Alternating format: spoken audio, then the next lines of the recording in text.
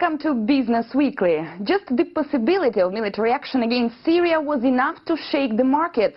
The price of oil surged after the first warnings from Washington. Though Syria itself is not a major oil producer, the prospect of further instability in the region worries many. The situation is weighing particularly heavily on emerging markets and their currencies, which also continue to suffer amid concerns over slower growth and expectations that the US Central Bank will wind down its stimulus program soon. India is among those which are suffering most. We'll discuss all that with Neera Chage from Bloomberg later in the program. We start with a look at what's been happening to oil prices.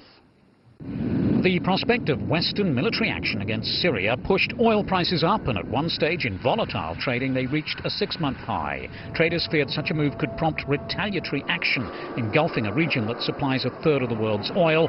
Britain's parliament saying no to UK involvement in Syrian action did ease prices. However, the spike in the cost of crude hit airlines and travel companies, which had a negative effect on European shares, but oil producers gained, which limited the falls in some countries. This trader says investors remain nervous. The markets are afraid that the Syrian situation will spread. That's very dangerous, and we know that oil prices would then increase dramatically. That means the markets would fall dramatically. Oil prices would go up, gold and silver would go up, as well as government bonds. So we're hoping that if there is a war, it's only for a couple of days. As well as concerns about Syria's civil war spilling over into other countries, there are major supply disruptions in Libya from strikes. So international oil prices saw their biggest monthly gain in a year, up more than $8 a barrel during August. They're now not far off the levels that have slowed the global economy in the past. Syria is not a major oil producer like Libya is, for instance, nor it is a major transit point, as is the case with Egypt. The country hasn't exported any oil since 2011 because of international sanctions. However, this situation there has a dramatic influence on oil prices. Neera, why is that? Yes, you're right in saying that Syria isn't a major player in the oil market. What may be concerning investors, though, is that any conflict in Syria could spread to other parts of the Middle East.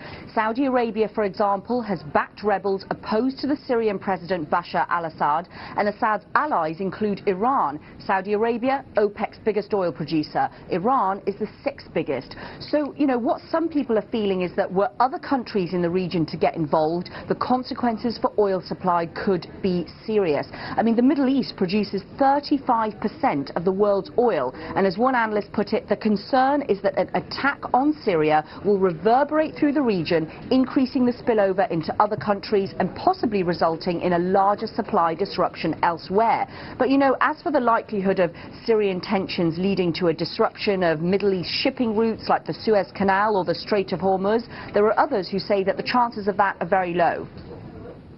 Analysts believe Brent crude oil could rise towards $125 per barrel. One at Societe Generale is even talking about $150. Neera, if prices do go up dramatically, what happens then?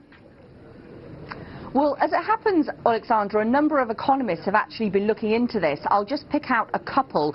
Carl Riccadonna from Deutsche Bank in the US says that rising petrol prices could inflict what he calls collateral damage on economic confidence and consumption in the US this year. He says petrol prices actually rose more slowly during the first 6 months of this year than in recent years, and that's provided some mild economic stimulus. The effect of strikes on Syria would be to reverse this economic stimulus. He says the risk is that even a modest upward nudge in prices could become a serious drag on household consumption if prices spike. And then meanwhile, Julian Jessup at Capital Economics, he's calculated that a $10 rise in the price of oil transfers about 0.5% of global GDP or growth from energy consumers to producers. And he says the result of that is a decline in spending, and that translates to a reduction in global growth of 0.2 to 0.3%. Oil at $150 per barrel would be particularly problematic for India. Oil is its biggest import and a major drain on its dollar reserves. The Indian rupee has tumbled around 20% so far this year and hit an all-time low against the dollar, driving up the cost of all the imports. India's currency, the rupee, has been on a roller coaster, slumping as foreign investors pulled their money out of the country. The exodus comes with India facing stiff economic challenges. The rupee hit an all-time low against the US dollar, having tumbled over 20% this year. Policymakers are struggling to find ways to convince the markets that they can stabilise the rupee and attract funds into the country. Extraordinary measures by the central bank, including offering dollars directly to state oil companies to pay for imports, had only a limited temporary effect. Foreign investors are selling shares in Indian companies, over €2.75 billion worth since the start of June. They're also ditching Indian government bonds. India badly needs foreign capital as it struggles with a record high current account deficit, weak economic growth and concerns about the government's finances. Adding to the problem, the prices of oil and gold, the country's two biggest imports, have surged. India's finance minister is blaming the country's budget and current account deficits for the rupee slide. Is this fiscal gap India's biggest problem? And if it is, how can it be closed?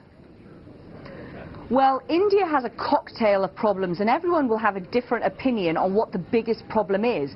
Slowing growth, persistent inflation, high interest rates, budget and current account deficits, a currency in free fall. I mean, take your pick, Alexandra. Of course, they're all connected. Look at the current account deficit, for example. The way out of that is to boost exports, and really a weak rupee should actually help with that. The thing is, some economists say that chances of a short-term rebound driven by a weaker currency are doubtful. One reason is those rising prices. India's inflation is actually offsetting the gains in competitiveness from currency depreciation. Also, you've got structural problems that can make it harder for local exporters to cash in on the weak rupee. Manufacturers, they suffer because of a lack of enough proper ports and roads. And then, for Indian exports to actually boom, local exporters need trading partners with healthy economies. But you know, there aren't many of those around. There's lower demand in Europe and China, for example. So if exports aren't the magic cure, then what is? Well, some say that actually India's most serious challenge is one of governance. Among investors, India is notorious for corruption, indecisiveness and policy toing and froing. But, you know, the question of whether there'll be any significant and lasting reforms before the national elections next year, well, that's really the big question. That was Neira Chage from Bloomberg. Thank you, Neira. That's it for now. Looking ahead, U.S. car sales figures for August are revealed on Wednesday, when the second estimate of the Eurozone's GDP is also released. The Bank of England and the European Central Bank hold their monetary policy meetings on Thursday, and on Friday we get the latest word on the employment situation in the U.S. Thank you for watching and see you next week.